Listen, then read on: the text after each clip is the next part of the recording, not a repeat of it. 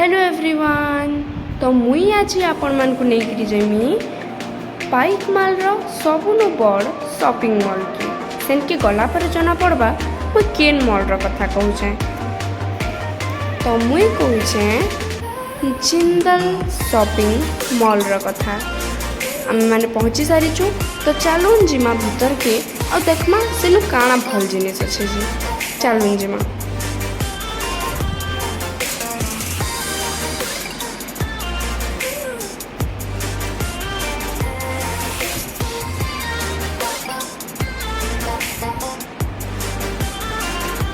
Wow देखुचन तो केड़ी सुंदर सुंदर गाड़ी, बहुत सुंदर सुंदर कलेक्शन अच्छे।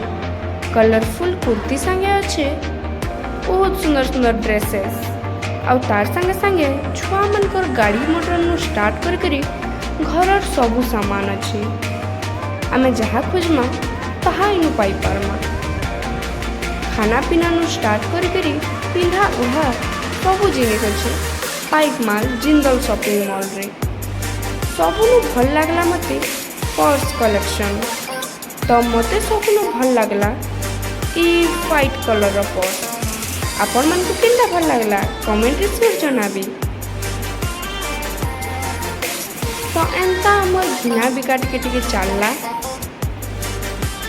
तापरे टिके बुली किंदरी देलु आउ कांकणा भेल अच्छे क्या बोले देखि दुखा देलु आउ तापरे सरी गला आमर शॉपिंग करवाटा।